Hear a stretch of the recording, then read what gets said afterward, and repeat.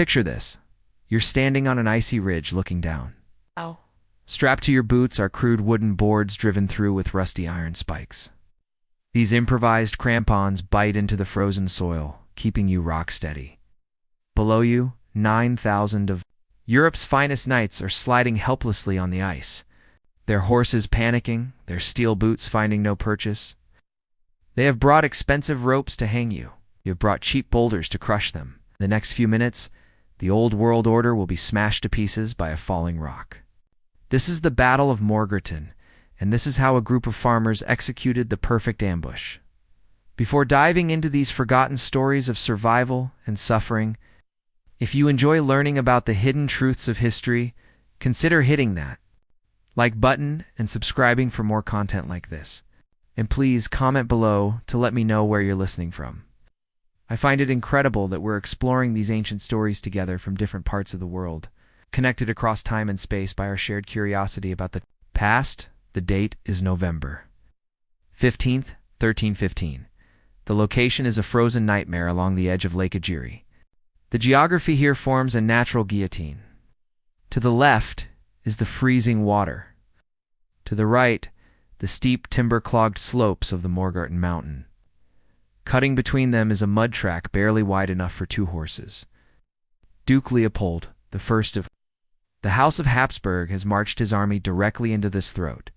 He isn't worried about tactics, treats this as a hunting trip, a punitive expedition to discipline some rebellious peasants in the forest cantons. His column stretches 4 miles, a glittering ribbon of steel and silk. They are loud, they're confident. They're completely blind to the 1,500 men, holding their breath in the tree line above. The Swiss Confederates don't wait for a formal challenge. They don't wave flags. They simply cut the ropes. It starts with a rumble that vibrates through the soles of your feet. Massive tree trunks, stripped and piled high, begin to thunder down the slope. They gather momentum, snapping saplings like dry twigs, careening toward the packed column below. The impact is catastrophic. The logs smash into the center of the Habsburg line, shattering the formation instantly. Horses, terrified by the noise and the shaking earth, rear up. They slip on the icy road, throwing their riders. Armored men crash onto the frozen ground, unable to stand, crushed under the hooves of their own mounts. The column is severed. The vanguard can't move forward because the path is blocked by a man-made wall of debris.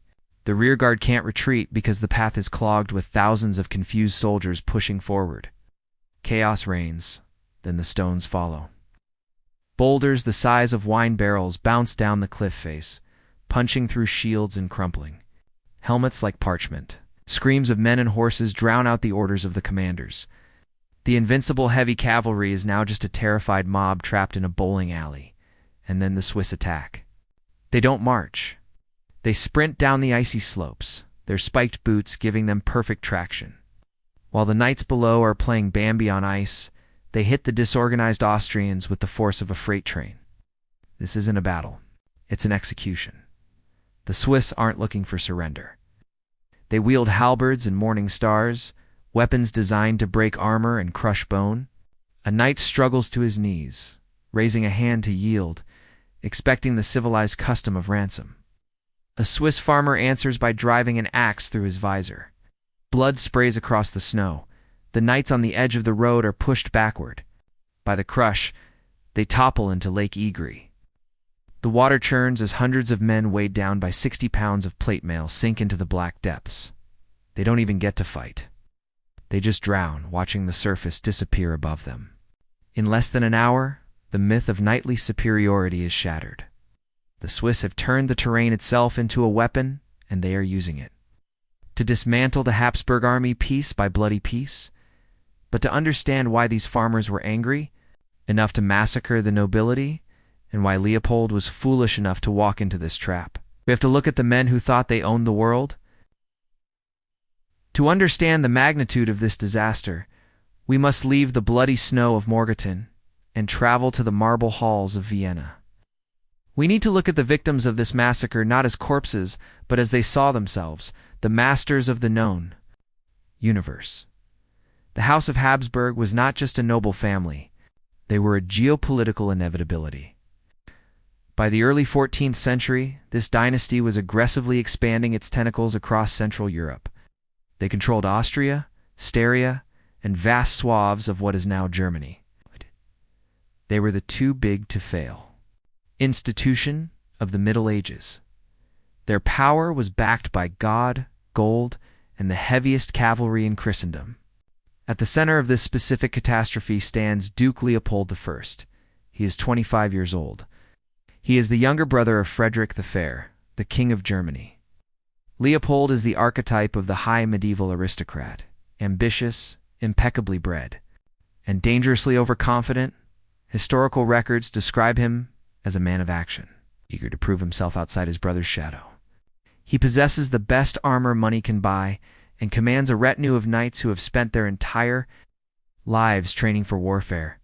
But Leopold has a fatal blind spot. He suffers from a condition that plagues many superpowers throughout history: the inability to imagine that a weaker enemy might actually fight back. When Leopold looks at the map of the forest canton Zuri, Schwyz, and Unterwald, he does not see a sovereign territory. He sees a property dispute. These peasants hold imperial charters granting them freedom, yes, but the Habsburgs view those pieces of paper as administrative errors to be corrected. To Leopold, the Swiss are not soldiers. They're rebellious tenants behind on their rent. This mindset dictates his preparation, or rather his lack of it. When the Habsburg army assembles in the town of Zug in November 1315, the mood is festive. The knights preen in their polished plate and mail. Squires rush about polishing shields painted with lion crests and eagle emblems. They treat the upcoming march not as a campaign into hostile territory, but as a pageant. Pay close attention to what they bring with them. The baggage train is loaded with wine, fine clothes, and extra horses. Crucially, the manifest lists bundles of rope. These aren't for climbing mountains, they're for hangings. Leopold intends to capture the ringleaders of the rebellion, execute them publicly to restore order, and be back in a warm castle by Christmas. He brings no mountain guides. He establishes no complex scouting network. Why would he? You don't scout for cattle. You herd them. This arrogance trickles down from the duke to the lowest squire. The knights adhere to the code of chivalry, a system of ethics that governs how noblemen should kill each other. But chivalry has a loophole. It only applies to your peers. When fighting other knights, you show honor. When fighting peasants, you show the whip. They view the Swiss mountaineers as subhuman rabble, armed with farming tools. Leopold's plan is devastatingly simple. He will march his massive force south from Zug, penetrate the mountains via the easiest route, and crush the resistance through sheer intimidation. He ignores the warnings of the few local lords who know the terrain. 1. Legendary anecdote involves the court fool of a local count. When asked what he thought of the invasion plan, the fool replied, "All deliberated on how to get into the country, but none of you have deliberated on how to get out." Leopold laughs off such concerns, relies on the standard doctrine of medieval warfare: shock. The sight of 9,000 armed men, including nearly 2,000 mounted knights, is usually enough to send any peasant army fleeing into the woods. He banks on fear doing the work for him. He's correct about the fear. The Swiss are terrified, but he miscalculates their reaction to that fear. Instead of running, the Swiss decide to corner themselves. Leopold rides out of Zug on November 14th. His armor gleams, his banners snap in the wind. He's leading the flower of Austrian nobility into a narrow, frozen bottleneck, convinced he's walking into a trophy ceremony. He has no idea that he's actually leading the funeral procession of the feudal age. But the Swiss didn't just wake up one morning and decide to fight the emperor's brother. This collision course was set in motion years earlier, sparked by a violent raid that looks less like a battle and more like a scene from a Viking saga. History is rarely black and white. While it is tempting to view the Swiss purely as innocent, freedom fighters defending their homes, the truth is grittier. The spark that ignited the bonfire of Morgarten wasn't a noble declaration of independence. It was a drunken, sacrilegious raid on a monastery. For generations, the people of Schwyz, one of the 3 forest cantons, had been locked in a bitter feud with the Invincibility Abbey. The conflict was known as the Marchenstreit, or the March Quarrel. At its core, it was about survival economics. In the Alps, flatland is gold. The peasants and the monks both claimed the same forests and pastures to graze their cattle and source their timber.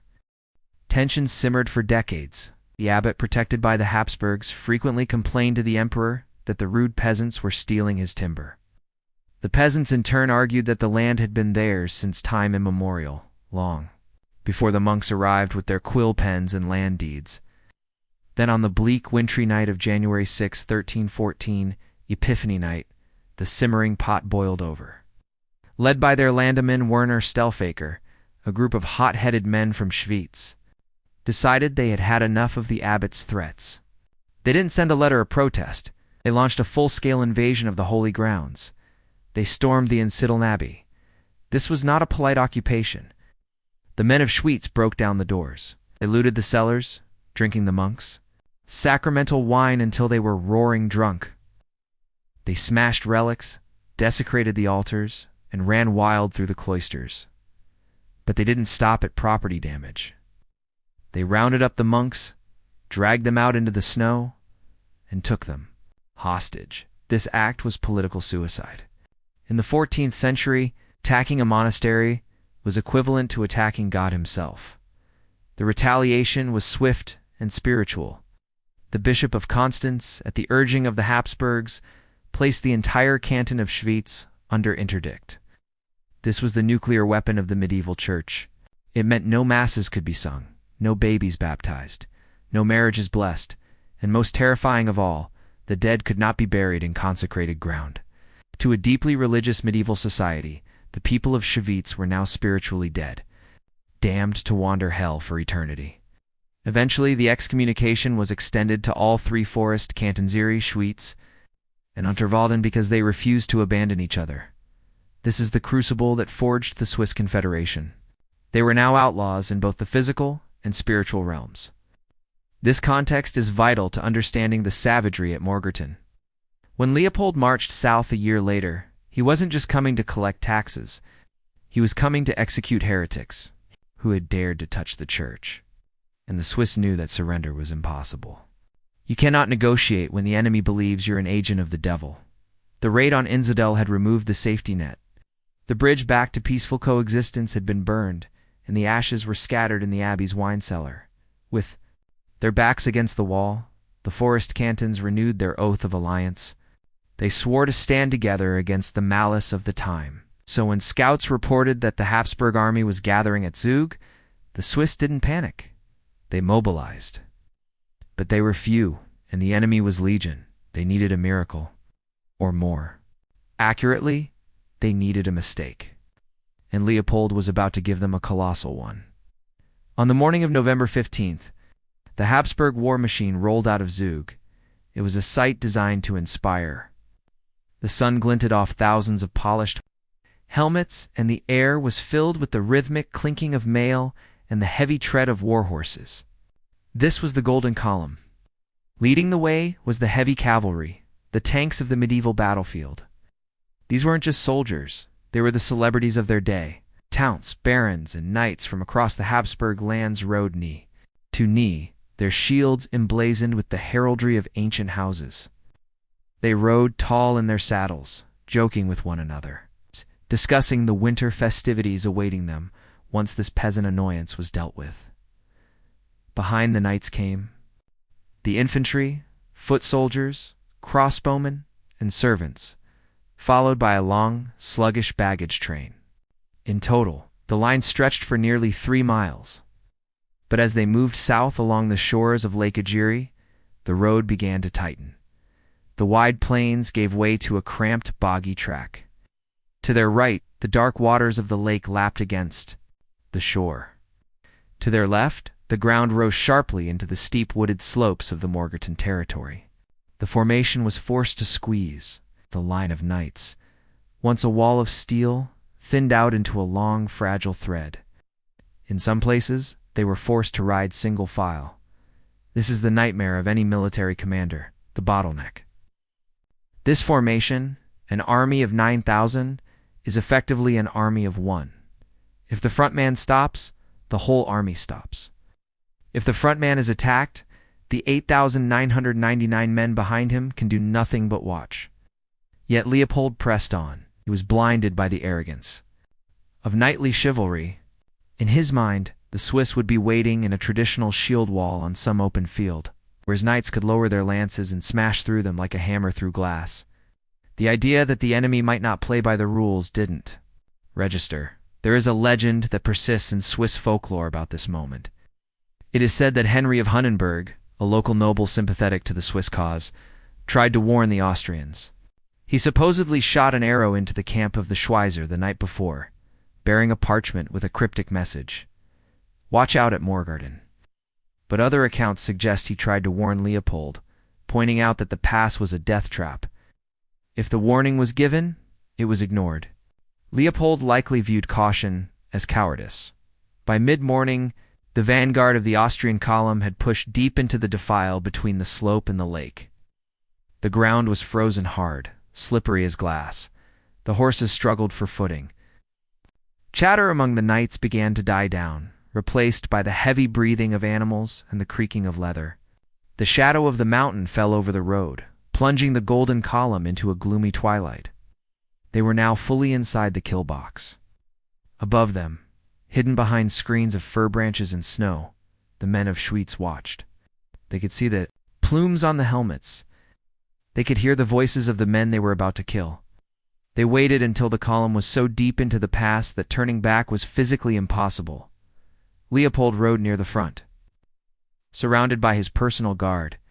He was arguably the most powerful man in the region, yet at this specific moment, he was the most vulnerable. He had led his men into a corridor with no exits, and then the mountain began to move. The attack does not begin with a war cry. It begins with the groan of timber. High above the road, the Swiss defenders sever the restraining ropes. Enormous tree trunks stripped of their branches and piled into unstable pyramids surrender to gravity. They tumble down the frozen slopes, gathering speed, tearing through the underbrush and transforming into unstoppable battering rams. The impact is seismic. The logs smash into the center of the Austrian column with the force of a train wreck. The result is immediate catastrophic biology. Horses are swept off their feet, their legs shattered. Men are crushed inside their armor before they even know they're under attack. The tight, disciplined formation of the Habsburg Knights vanishes. In seconds, replaced by a screaming tangle of metal and meat. Then come the stones. The Swiss have stockpiled tons of rock along the ridge. They rain down on the trapped soldiers like a meteor shower. This is where medieval armor's fatal weakness reveals itself. Plate armor is a marvel of engineering design. To deflect sharp agissotes, arrows, lance tips, it makes the wearer a walking tank. But plate armor cannot absorb kinetic energy. When a 50-pound boulder drops from 100 feet up, it doesn't need to penetrate the steel to kill you. It simply caves in the breastplate, crushing the ribs and collapsing the lungs. It dents the helmet, fracturing the skull beneath. The knights aren't being stabbed. They're being bludgeoned to death by the landscape itself. The column buckles. At the front, the vanguard finds the road completely blocked by a pre-built wall of debris. They halt abruptly, but the thousands of men behind them, unaware of the carnage at the front, keep marching forward. The column compresses. The pressure becomes unbearable. Knights are pressed so tightly together they cannot draw their swords. Horses, maddened by the noise and the smell of blood, begin to kick and bite, trampling their own masters. The road becomes a slush of mud, snow, and blood. The trap is now sealed. The Habsburg army is paralyzed. The Golden Column has been turned into a stationary target. And then the second phase of the slaughter begins. The Swiss do not stay on the ridge. They draw their weapons and slide down the slopes. They move with terrifying agility on their spiked crampons, descending into the kill zone like wolves dropping into a sheep pen. The knights look up, dazed, concussed, and terrified to see a horde of bearded men rushing toward them. Attackers don't carry chivalric swords. They carry tools that look like they belong in a slaughterhouse. And the most terrifying among them is a weapon. It's about to change the history of warfare forever.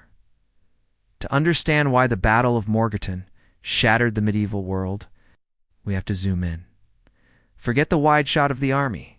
Focus on a single man. Let's imagine a knight near the center of the crush. We'll call him Count Wilhelm. He is a veteran of tournaments encased in a fortune of Milanese steel. He is screaming at his squire, trying to turn his terrified horse around in the slush. In any other battle, Wilhelm is a god of war. His armor makes him invulnerable to sword slashes. His high saddle makes him a giant. Today a man steps out of the fog in front of him. This man isn't wearing armor. He's wearing a rough wool tunic and those strange spiked boards on his feet. In his hands, he holds a 6-foot pole topped with a piece of iron that looks ugly, asymmetrical, and cruel. This is the halberd. It is the weapon that killed the Middle Ages.